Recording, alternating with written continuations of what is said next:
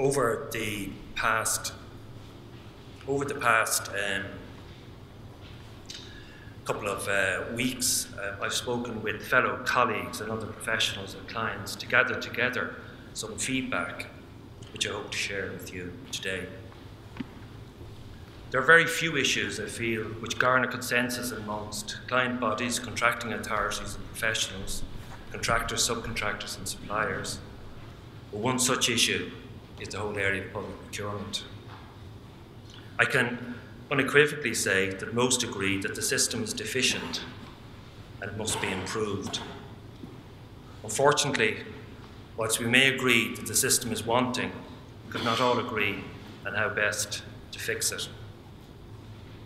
At a high level, I think it's fair to say that there are common threads and problems running through the procurement of works contractors, services consultants and supplier contracts. The intent of the public procurement system, get our slides just to go here, is, as the Minister had pointed out earlier on, to ensure equal and improved access for all to public tenders, to ensure transparency in process and awards, to ensure value for money throughout the cycle, and to ensure cost certainty at tender stage award, and to ensure more efficient delivery of public works contracts. So initially, I want to talk about procurement of works contractors and follow on with the contract. From a practicing professional's point of view, we would see the main issues as the procurement system is time-consuming, complex, cumbersome and unwieldy. Our experience is that larger contracting companies are now subletting the procurement function to outside specialist consultants. As against this, smaller companies and practices find the process complicated, intimidating and expensive and essentially unfair. The general consensus being that the system is biased towards existing and larger operators.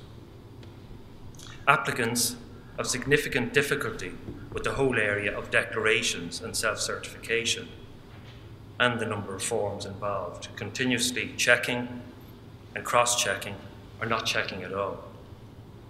Threshold levels need review in the context of the collapse in tender price levels over the past 6 years and need to be set at more realistic levels. Health and safety criteria continue to be problematical, tripping up many applicants.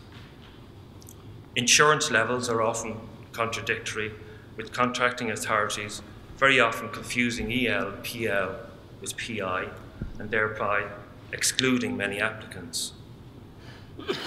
Turnover levels are still being set at unrealistic levels and don't reflect the changed market that we're working in. Bankers' letters effectively are not worth the paper they're written on. Whilst financial statements, these are most often 2 years old and irrelevant. Traditionally, they are being set as a pass and fail criteria for simply providing the balance sheet, but not giving a provision. For example, in a recent tender competition, a colleague noted that it was apparent from the balance sheet provided that a contractor was trading at a substantial loss for the previous 2 years. However, there was no mechanism within the existing system to disqualify the contractor who would have qualified in any event. Clause 3.4, works of a similar nature. This whole section and area must be the main focus going forward, of paramount importance in selection of an applicant. But we need to allow for more extended periods of experience. A recent study with a client, public authority client, provided evidence that the pre-qualification process for a contractor can cost anywhere between 5,000 and 10,000 euros, and substantially more for larger contractors. By way of example, that same client recently undertook a 2-stage procedure for refurbishment of citywide vacant properties. 81 contractor companies applied, even though the procedure was for or geared at smaller operators. 150 file boxes were delivered, and the whole procurement process took 8 months. Another client undertook a similar procedure for the establishment of a contractors framework in 5 lots. 140 companies applied, 500 boxes were delivered, and that process also took 8 months. We estimated the overall cost of that procurement system to be in excess of €2 million, which goes an awful long way towards fitting out apartments. In a time of increasing austerity, this system is draining badly needed resources from the industry. So why can we not have a central procurement office or ombudsman to facilitate annual procurement, pre-approval registrations, and cut down with all the paperwork and time wasting? I mentioned frameworks earlier, and both Paul and Steve have gone into this in a bit more detail.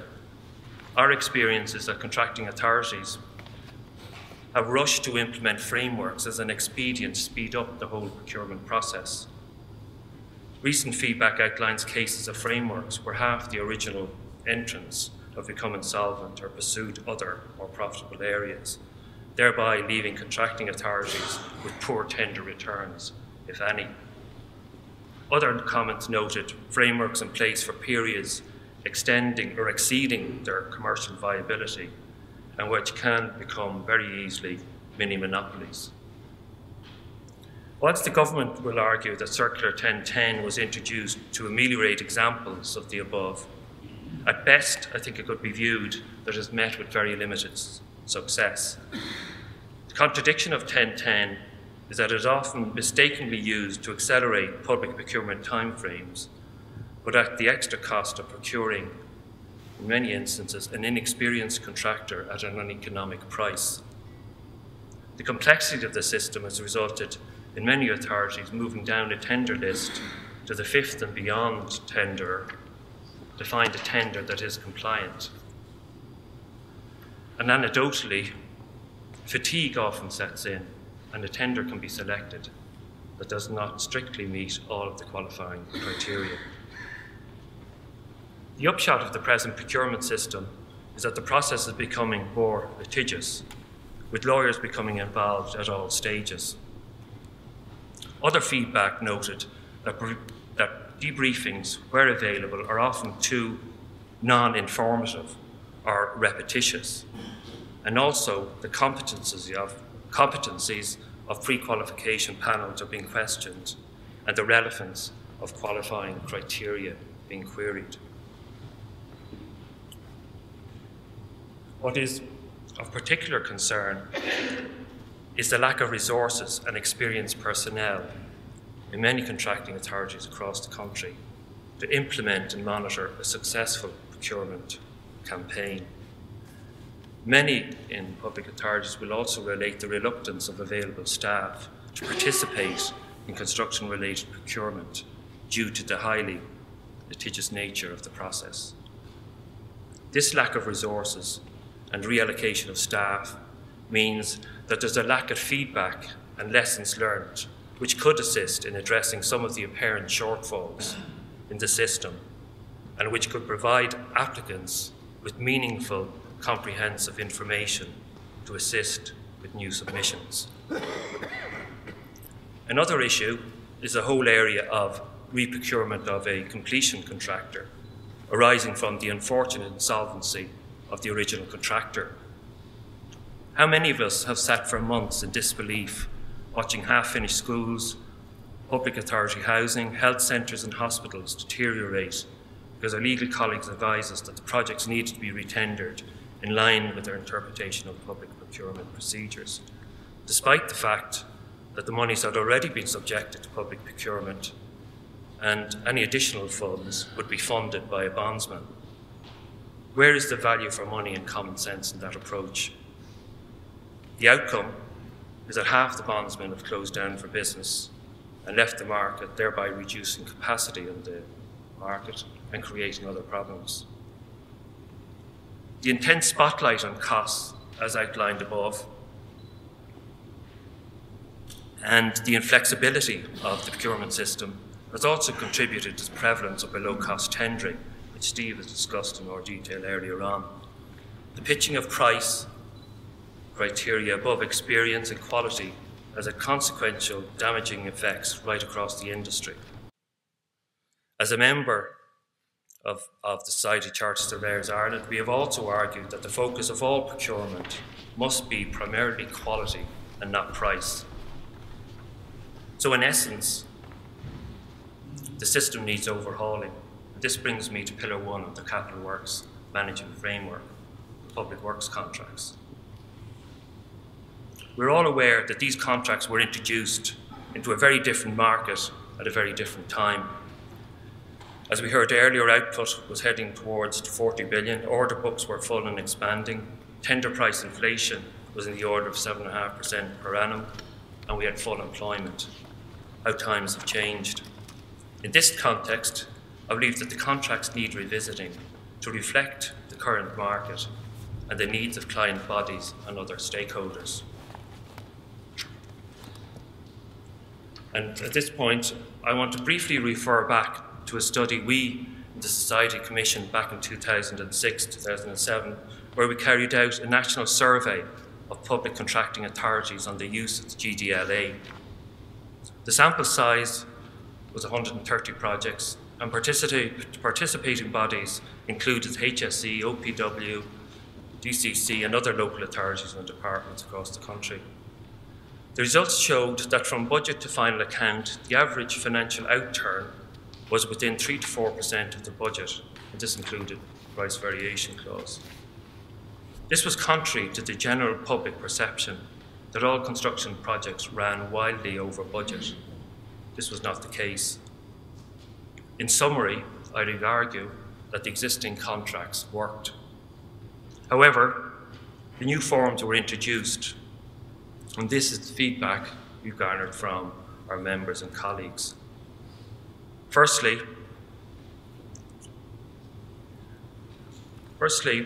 we believe the forms to be very onerous and to require significant resources on both sides of the table to properly manage same. However, as we know, resources are scarce, and experienced resources scarcer still and expensive. This reminds me of earlier CIC engagements which we had with the GCC back in 2007, where we projected substantial increased costs for both employers, consultants, and contractors to properly administer the contracts.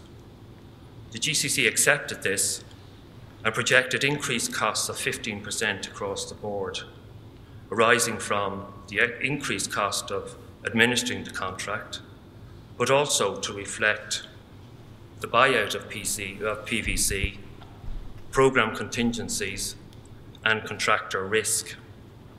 Obviously, this never happened, but prices fell by 30%. The contracts themselves we believe to be well drafted, but are overly prescriptive, thus requiring critical, timely actions by all involved. However, these time bars are unrealistic. They're too tight and essentially unfair. In practice, they're being fudged, and they only really become an issue when legals become involved. Our experience is that most disputes are born from a lack of consistency or conflicts within drawings and specifications. There's certainly an issue with poor quality specification drafting and the easy default into naming products. I think the relegation of the traditional bill of quantities to effectively a schedule of rates was a major error, and a serious consideration must be given to reinstating its primacy within the contract documents. It worked before, saved many clients, and will do so again. The dispute resolution mechanism within the contract needs amendment. The ease of referral to conciliation has effectively removed the correct procedures whereby claims or disputes were settled within the contractor design team structure. In many instances, this has led to multiple conciliations within contracts to the detriment of the overall project. This results in design teams and contractors' personnel focusing on defending their own positions rather than the delivery of a quality product, which Paul had mentioned earlier on. The contracts are inflexible and rigid, and do not allow for the inevitable design development or known unknowns. The fact that the contract is predicated on adequate, complete, or call it full design, does not and will not reflect the reality of doing business in the sector. As mentioned earlier by Steve, the balance of risk under these contracts has shifted substantially to the contractor, which has contributed to the high level of insolvencies over the past 7 years. In essence, I believe the contract to be too adversarial and in effect has reduced the power and authority of the ER to manage both the contract and the parties within the contract. By way of an example, I believe the major stumbling block to be the employer's representative's inability to review determination after issue of same. So in conclusion, I think there is an education gap that we need to fill to bring our members and other stakeholders up to speed with the procurement process and the capital works management framework, and I think this is in hand. Equally, I think there's a similar gap on the employer side. We understand that there are plans for a national procurement office or agencies, and we'd like to think that we could have some input there. I believe that this is an opportune time to review the whole area of procurement, including contracts. Thankfully, our economic indicators, as discussed earlier, show that activity levels across the industry have bottomed out. Our Society Tender Price Index confirmed that prices have increased by 2.8% over the past 12 months. This moderate increase in prices and improved activity levels can create an environment where all stakeholders can come together to review the process. None of the issues I've outlined above are insurmountable, but to make real progress and ensure that an accessible, efficient, value for money and transparent procurement system prevails, it needs buy-in from all stakeholders. On behalf of all construction professionals, I can say that there is a real willingness to engage in a meaningful manner and exchange ideas based on experiences to ensure we get a more successful outcome for all participants. Thank you.